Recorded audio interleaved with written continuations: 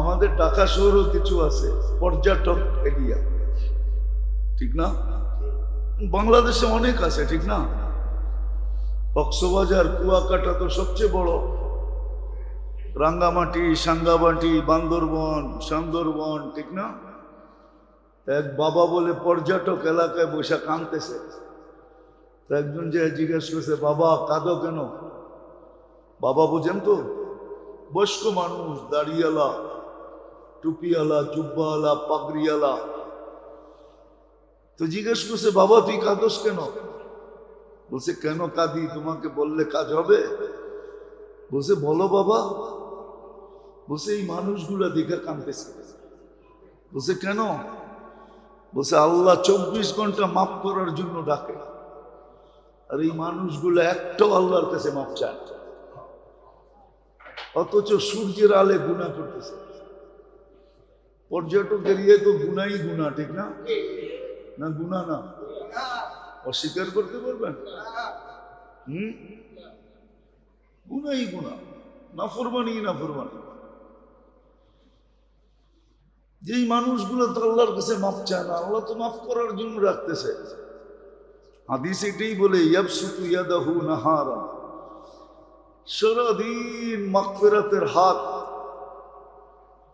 প্রসারিত করে বসে থাকে, হাত্তা ইয়াতুবা মাসিআল লাইল, রাতের অন্ধকারে যে গুনাহ করছে ওকে মাফ করার জন্য। ইয়াবসুতু ইয়াদাহু লাইলান হাত্তা ইয়াতুবা মাসিআন নাহার, সারা রাত্র হাত প্রসারিত করে বসে থাকে, কুদরতি হাত, মাগফিরাতের হাত। সূর্যের আলোতে যারা গুনাহ করছে ওরা যেন মাপ চায়। বলছে, এই জন্য আমি দেখতেছি আর কাঁদতেছি যে হায়, লোকগুলা মাপ করার জন্য অপেক্ষা করতেছে, ডাকতেছে, দরজা খুলা দিছে, একটাও তো মাপ চায় না, অথচ গুনায় ডুবতেছে, খুশিতে গুনাহ করতেছে, সেলফি তুলতেছে। চিত্র দেখলে পাগল হয়ে যাওয়ার কথা। তো ওই বাবাকেই দেখতেছে, কয়েকদিন পরে আবার কবরস্থানে বসে কাঁদতেছে। তো জিজ্ঞেস করছে, বাবা ওই দিন দেখলাম তুই পর্যটক কেন্দ্রে বসে কাঁদতেছস, আজকে কবরস্থানে বসে কাঁদছস কেন? বললে বুঝবে? বলছে, বল না বাবা। বলে, আমি চোখে দেখতেছি এই কবরবাসী 24 ঘন্টা মাপ চাইতেছে, কিন্তু আল্লাহ তাকায়ও দেখেন না, মাফ করবেন তো দূরের কথা। উপরে ছিল তো মাফ করতে করার জন্য ডাকতেছে, ভিতরে গেছে এখন মাপ চাইল, বড় কঠিন কথা।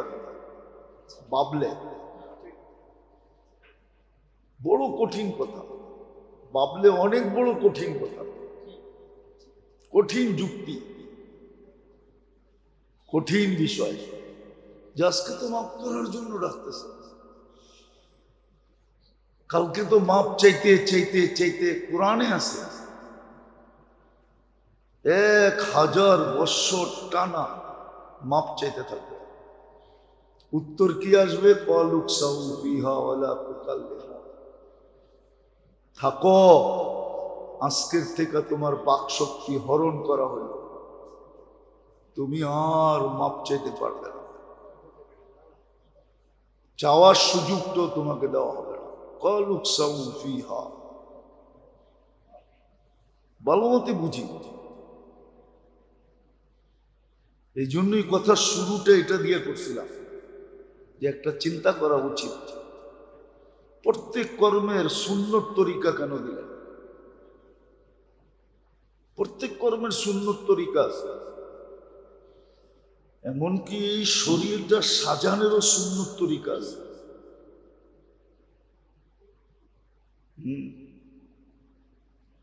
মুসলমানের জন্য, অন্যের জন্য না।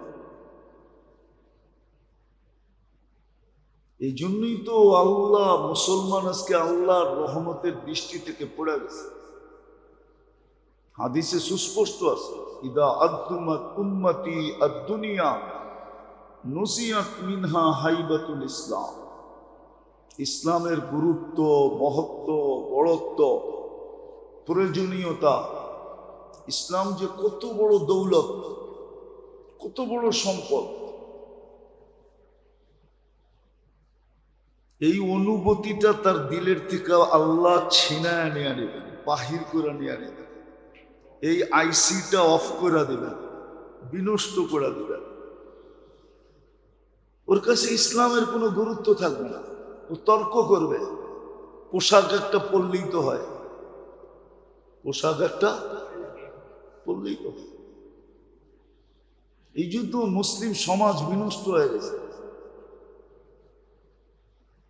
বিনষ্ট হয়ে গেছে। মহিলারা কাপড় পরে, কিন্তু হাদিস বলে কাপড় পরে নাই। কাপড় পরে, কিন্তু আল্লাহ রসুল কি বলে? আরিয়াতুন কাসিয়াতুন মাইলাতুন মুমিলাতুন। আরিয়াত, কাসিয়াত, সে কাপড় পরে নাই। এরকম আটা সাটা কাপড় পরছে। আটা সাটা বোঝেন কি? টাইট ফিট, কি এটা বোঝেন ঠিক না? ইংরাজি বোঝেন, আরটা বোঝেন না। টাইট ফিট কাপড় পরছে, পুরুষও পরে, মহিলাও পরে টাইট ফিট কাপড়। কিন্তু নিয়ম ছিল ঢিলা ঢালা পরবে, যাতে শরীর বোঝা না যায়। কিন্তু কাপড় পরে কি টাইট ফিট। এটা দ্বারা সমাজ নষ্ট হয়, এটা দ্বারা সমাজ নষ্ট হয়, যুবকরা নষ্ট হয়ে যায়, এমনকি বুড়াও নষ্ট হয়ে যায়। পেপার দেখলে দেখা যায় বুড়াও নষ্ট। কি ভাঙ্গা বললাম না, বৃদ্ধরাও নষ্ট হয়ে যায়, পুরো সমাজ নষ্ট, এটাকে মহাসারা বলে। কাপড় পরেও কাপড় পরে নাই।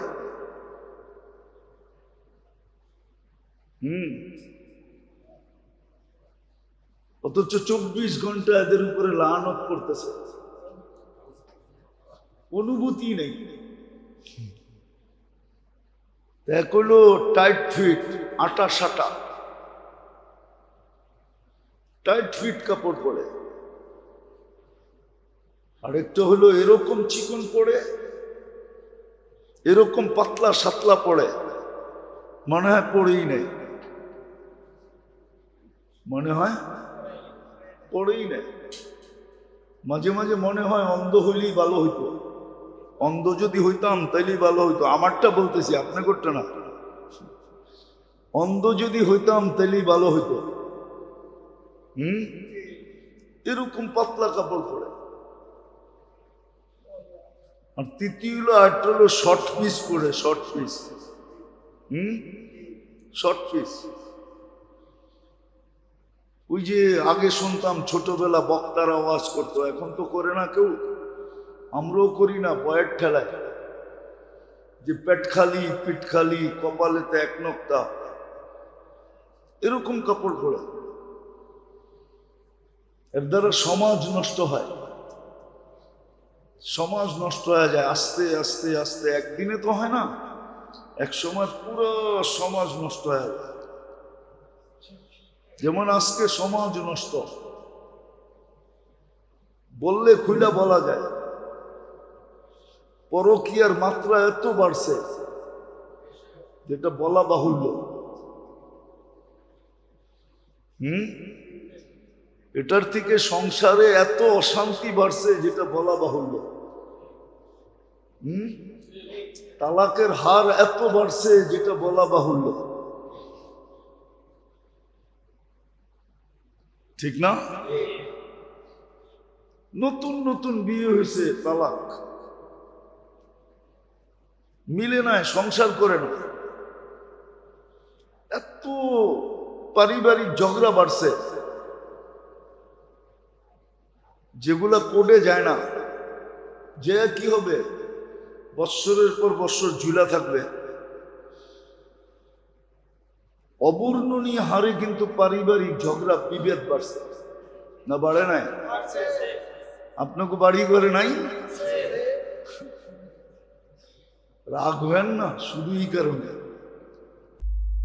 সমাজ পুরা নষ্ট হয়ে গেছে। তো প্রত্যেক দেহের কর্মের পদ্ধতি, প্রত্যেক কাজের পদ্ধতি সুন্নত, প্রত্যেকটা মুহূর্ত ইবাদত দ্বারা মোড়ানো। এটার একটা কারণ ছিল, কারণ যেই কারণে আল্লাহ দিছিলেন, যেই কারণে আল্লাহ দিছিলেন মুসলমানকে, অন্য মুসলমানকে না, অন্য জাতিকে না, মুসলমানকে। আর এটার একটা প্রতিক্রিয়াও রাখছিলেন, সুবাস রাখছিলেন, সুবাস, সুগ্রাম রাখছিলেন। ওটা যতদিন প্রতিষ্ঠিত ছিল ততদিন কোরআনের ওই আয়াত সত্য ছিল, আনতুমুল আলাম, তোমরা সবার উপরে থাকতে। আর মুসলমান উপরেই ছিল, সবাই মুসলমানের অধীন ছিল। নাইলে তো আর 36 লক্ষ মুরাব্বা মাইল, ওই যুগে 4টাই মহাদেশ ছিল, আফ্রিকা, ইউরোপ, এশিয়া আর রাশিয়া। এই 4টা মুসলমানের পায়ের নিচে ছিল। আপনি ভাবতে পারলে বুঝতে পারবেন, নাইলে বুঝতে পারবেন না। সিয়াসেত্তার যে হাদিস, 6টা হাদিস সিয়াসেত্তা, বুখারী, মুসলিম, তিরমিজি, আবু দাউদ, নাসাই, ইবনে মাজাহ, এই 6 হাদিসের কিতাবের লেখকরা সব রাশিয়া। কোন জায়গার? রাশিয়া, আরব না।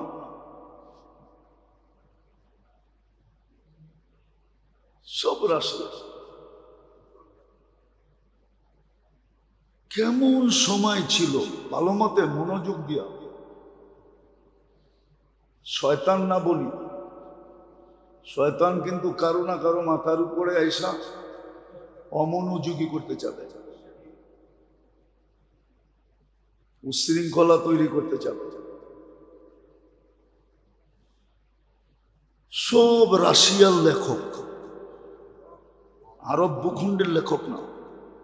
ইমাম বুখারী রাশিয়ার, ইমাম মুসলিম রাশিয়ার, ইমাম তিরমিজি রাশিয়ার, ইমাম আবু দাউদ রাশিয়ার, ইমাম নাসাই রাশিয়া, ইমাম ইবনে মাজাহ রাশিয়া।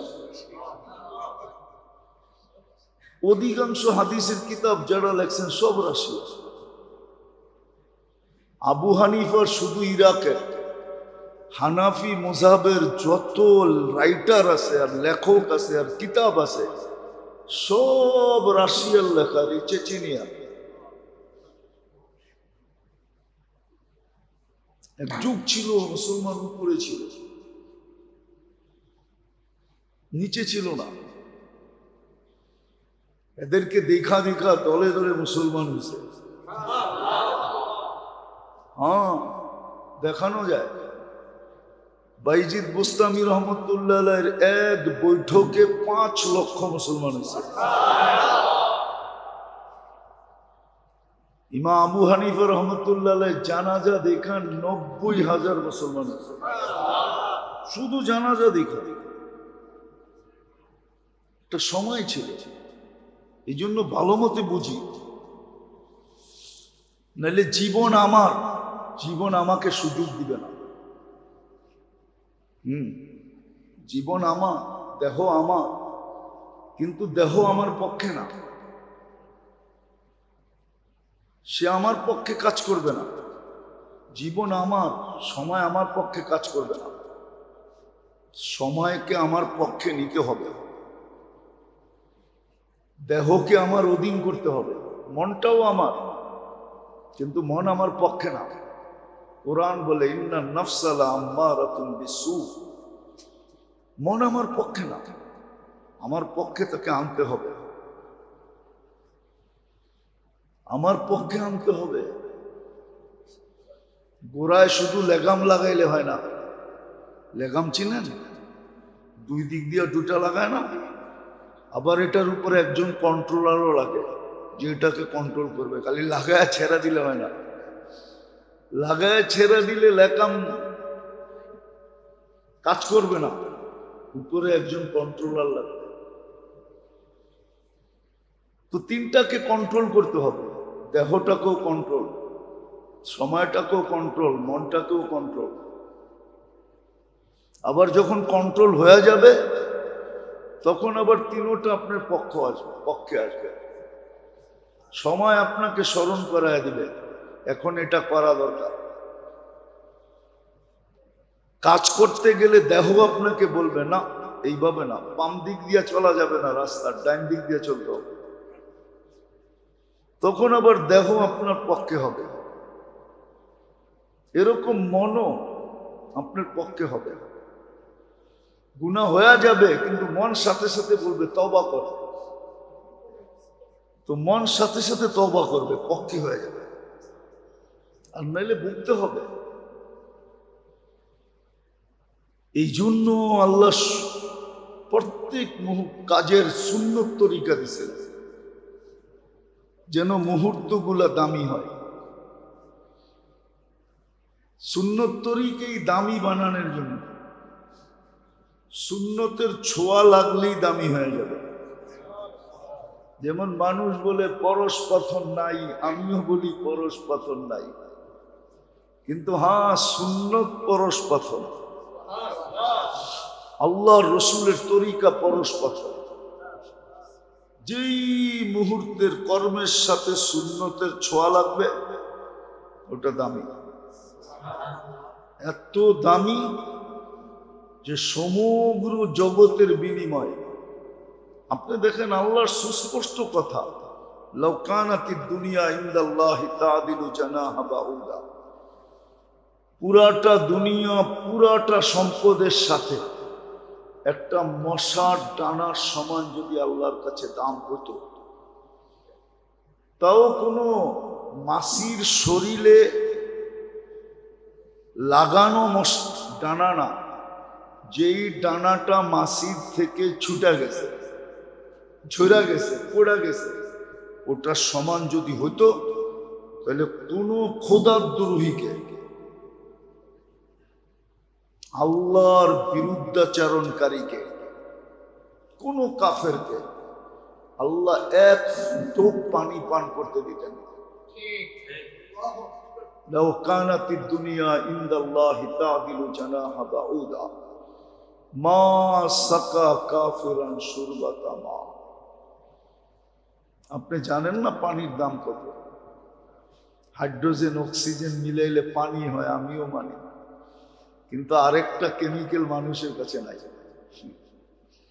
যেটাকে হায়াত বলে, হায়াত, জীবন বলে, জীবন। পানির অপর নাম কি? জীবন নামের কেমিক্যালটা মানুষের কাছে নাই। এটা আল্লাহ কুদরত দিয়া পানির ভিতরে ঢালে, ওটা মানুষ মিক্স করতে পারে না। এই জন্য মানুষের বানানো পানি খাইলে মানুষ মরা যায়। হাইড্রোজেন অক্সিজেন খাইতে তো থাকেন সারাদিন খুব, কোক শোক এই সেই। কোক তো খান না, শোক খান। আর কি শোক বুঝেন? শোক বুঝেন কি? দুর্মি শোক বোঝেন না? দুঃখ, দুঃখ, ব্যথা। কোক তো খান না, শোক খান। আর তো যেটা বুঝাইতেছিলাম, এক ফোঁটা পানি পান করতে দিতেন না।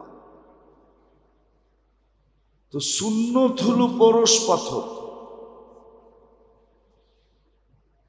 যেই কর্মে ছোঁয়া লাগে কর্ম দামি হয়ে যায়। একটা উদাহরণ দেই, তারপরে বুঝবেন।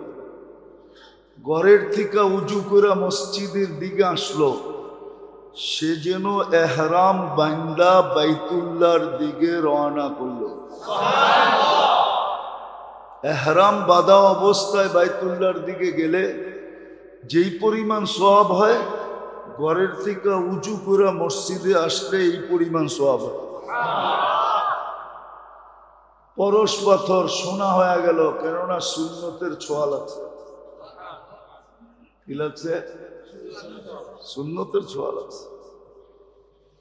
এরকম হাজারো আছে, কয়টা দেখাম না। বুঝলে একটা দিয়ে বোঝা যায়, বুঝতে চাইলে একটা দিয়ে বোঝা সম্ভব। বাংলায় না একটা প্রবাদ বাক্য আছে,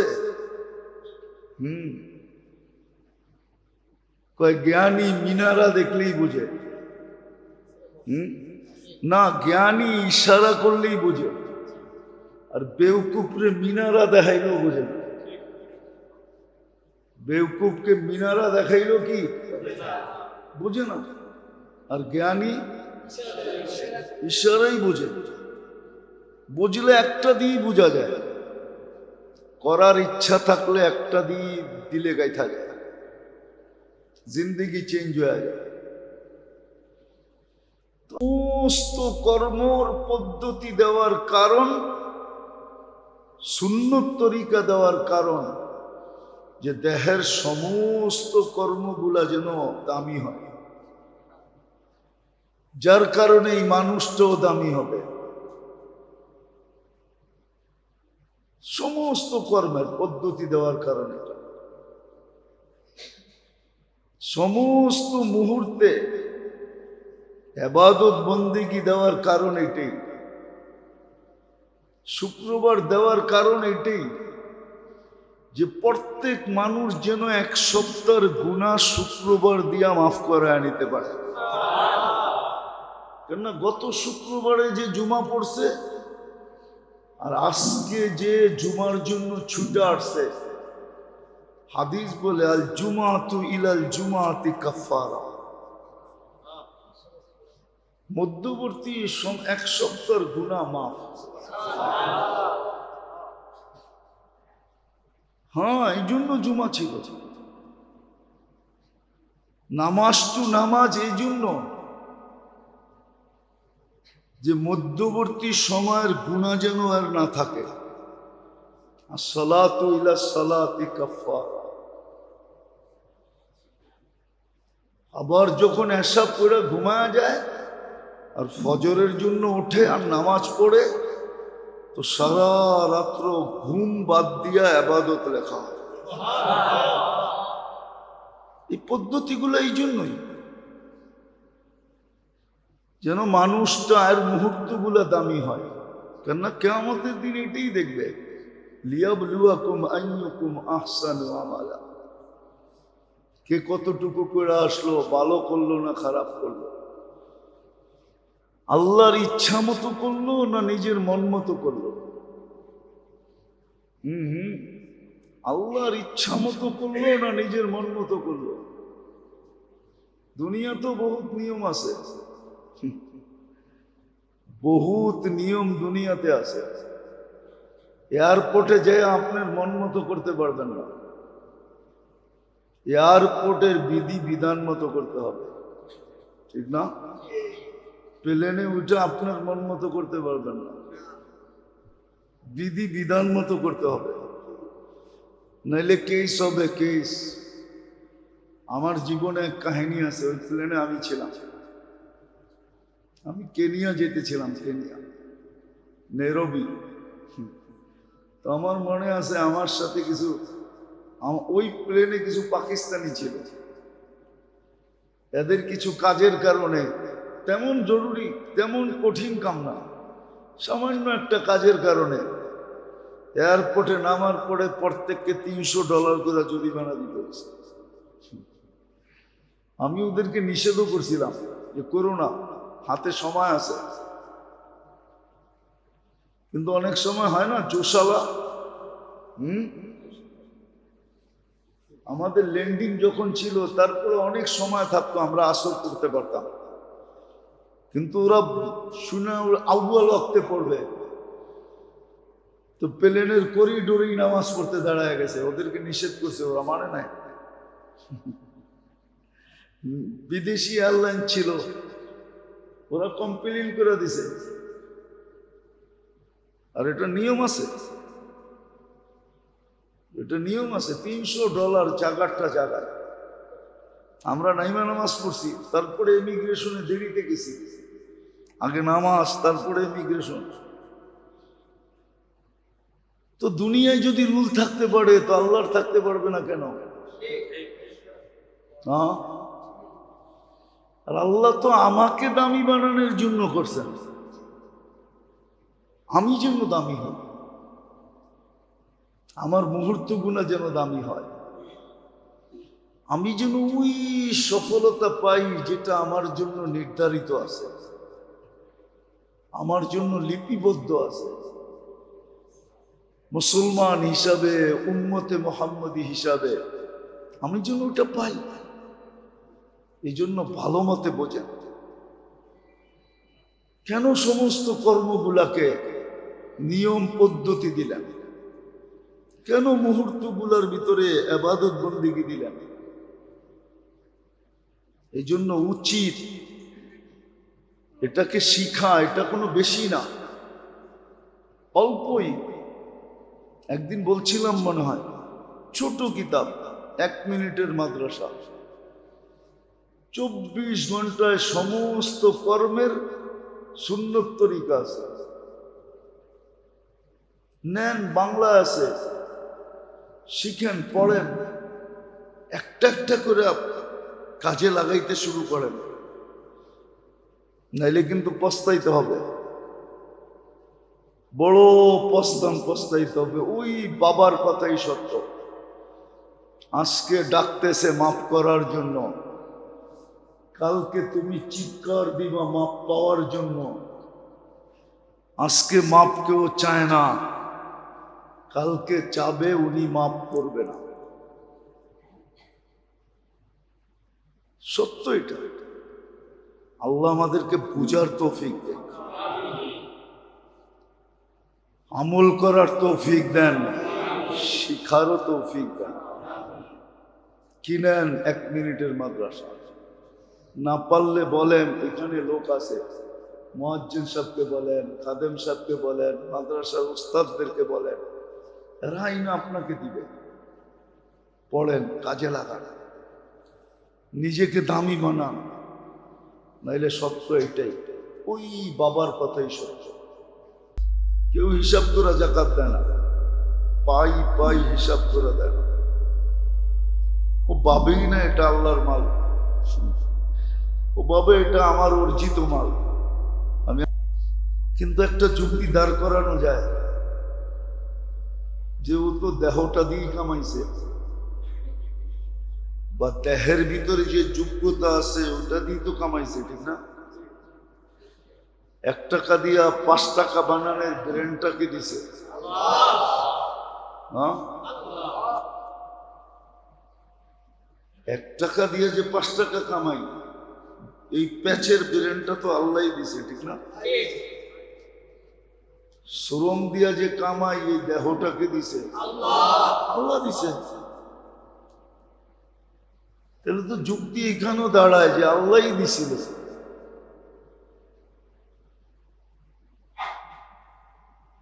কত দেখওয়ালা মানুষই তো আছে, হাট্টা কাট্টা, কিন্তু কর্মহীন ঘুরতেছে, কোনো কর্ম নাই, ঠিক না? আর আমি কর্ম করে খাইতেছি, সব তো আল্লাহই দিছিল। এখানে তো বাবার সুযোগ ছিল না যে আমি কামাইছি 2.5% আল্লাহকে কেন দিব। আমি যে কামাইছি ওকে যদি প্রশ্ন করা হয়, তুমি আসলা কোত্থেকা, তোমাকে অস্তিত্ব দিল কে, তোমার জন্ম কোত্থেকা, তোমার পূর্ণতা কোত্থেকা, তোমার সুস্থতা কোত্থেকা, তোমার যোগ্যতা কোত্থেকা, এরকম 100 না 1000 প্রশ্ন করা যায়। আর ওর যদি মাথা ঠিক থাকে তো আপনি যেরকম আল্লাহ বলতেছেন ওকে আল্লাহ বলতে হবে, আর মাথা যদি নষ্ট হয় তো হয়তো উল্টো বলতে পারে, কিন্তু 2.5% তো দেয় না, পাই পাই হিসাব করে দেয় না। দিতে গেলেও দিলে ধাক্কা লাগে, ঠিক না? এতটি টাকা, লাখের ভিতরে 2,500, অথচ এই দুনিয়ায় আছে অন্য অন্য উম্মতরা 10% জাকাত দিতেন। কত? 1,10,000 দিতে হতো। আমাদের জন্য কনসিডার করছেন আল্লাহ। এটা এই জন্য করছেন, নাহলে অন্য উম্মতরা আঙ্গুল উঠাবে, অভিযোগ দায়ের করবে যে আমাদের থেকে তো 10% নিলেন, উম্মতে মুহাম্মদীর সাথে এমন কি পীড়িত যে 1 টাকাও নিলেন না। এরকম কি পীড়িত আপনার লোকে, কি ভালোবাসা, কি মহব্বত, কি স্নেহ, কি মায়া, কি মমতা, আঙ্গুল উঠাইতে পারতো। এই জন্য লমসম নিয়া, ঠিক না? লমসম নিয়া ছেড়া যায়। অনেক সময় হয় না, আপন মানুষ গেলে চালান তো দেওয়া যাবে না, যেই দামে কিনছি ওই দামটা দেবে, লাভ লাগবে না। আল্লাহ আমাদের থেকে লমসম নিছে যেন অন্য উম্মত আঙ্গুল না উঠাইতে পারে। কিয়ামতের দিন সবাই তো জানবো, সব প্রকাশ হয়ে যাবে। তা আল্লাহ যেন বলতে পারে ওদের থেকেও তো নিছি, কম নেই আর বেশি নেই, নিছি তো, একবারে তো ছেড়ে দিই নাই, কিন্তু 2.5%ও তো দিতে চায় না, হিসাব করে দেয় না। কসম খোদা, 2.5% যদি হিসাব করে আমার দেশের মানুষ দিত জাকাত, তাহলে দেশের 70% গরিব বিলুপ্ত হয়ে যেত। সত্য, এটা যদি সঠিকভাবে সুরক্ষিত হতো আর সঠিকভাবে বন্টন হতো। কি একটা কাহিনী আছে না, শিয়ালের রুটি ভাগ যদি না হতো, এরকম একটা কাহিনী পড়ছেন? শিয়ালের ভাগ প্রথম শীর্ষেই এরকম ভাবে যেন দুটা সমান না হয়, সমান করতে যায় আবার কম হয়ে গেছে, আবার আরেকটা শিরা সমান করছে, ওইখানেও যে দেখে সমান হয় না, এরকম সমান করতে করতে পুরাটা খায়া ফেলছে। আমার দেশের অবস্থা হলো এরকম, সমান বন্টন করতে যায় এরকম পুরাটাই পেটে চলে যায়। তো যাকাত যদি সঠিকভাবে দিত আর সঠিকভাবে সুরক্ষা হতো আর সঠিকভাবে বন্টন হতো, তাহলে বাংলাদেশে যাদেরকে আল্লাহ অর্থ দিয়েছেন, আলহামদুলিল্লাহ, বর্তমানে এই অর্থ যদি জমা হতো তাহলে 70% দারিদ্রতা এমনি শেষ হয়ে যেত। 70% মানুষকে বলতে পারত যে তোমরা খালি আল্লাহ আল্লাহ করবা আর মাসের শেষে তোমাদের বিকাশে টাকা আসবে, খাবা আর আল্লাহ আল্লাহ করবা, সারাদিন আল্লাহর নাম জপবা। সম্ভব ছিল, কিন্তু এটার জন্য জরুরি ছিল ওই যে বললাম না, সঠিকভাবে দেওয়া, এটা প্রথম জরুরি। পাই পাই হিসাব করে দেওয়া, আবার সঠিকভাবে সুরক্ষা করা, আবার সঠিকভাবে প্রাপ্য ব্যক্তিদের কাছে পৌঁছা যাবে। কি কোন ফ্রিজিং করা গোস্তই সঠিক ভাগ হয় না। হজের পরে গোস্ত আসে না, ওইটাই তো সঠিকভাবে ভাগ হয় না। রমজানে খেজুর আসে, সঠিকভাবে ভাগ হয় না। ওটা ওই পোটের থেকেই বিক্রি হয়ে যায়। হ্যাঁ, কিছু দেখানোর জন্য হয় 2-1 কেজি করে, নাহলে আসে রমজানে খেজুর আসে। দুটাই জানি আমি, দুটাই বললাম। রমজানে গরিবদের জন্য খেজুর আসে। কুরবানির পরে কি আসে? হ্যাঁ, হাজিরা যে কুরবানি করে, সৌদি আরব তো খায় না, ওরা তো এগুলা খায় না, ওরা তো তাজা ছাড়া খায় না। এগুলো সারা দুনিয়ার মুসলিম দেশে, গরিব গরিব দেশে পাঠায় দেয়। আমাদের এখানেও আসে, কিন্তু আল্লাহ জানে ওগুলো কোথায় অক্সিজেনে মিলা যায়। মনে হয় সব অ্যালকোহলের মতো, অ্যালকোহল যেরকম অক্সিজেনে মিলা যায়, ওগুলো অক্সিজেনে মিলা যায়। হাসির বিষয় না। তা আমি যেটা বুঝাইতে চাইতেছি, এটা আমার আলোচ্য বিষয় না। এগুলো সব কিয়ামতের দিন বাহির হবে। ইয়াউমা তুবলাস সারাইর, যেদিন সমস্ত গোপন তথ্য আল্লাহ খুইলা সবার সামনে রেখে দেবে। কোরআন সত্য, সব গোপন তথ্য খুইলা রেখে দেবে। যদি মাপ না করায় যেতে পারলো, আর যদি মাপ করায় যেতে পারলো তাহলে তো ভালো কথা। মনে উঠলো, এই জন্য বলতেছি আর কি।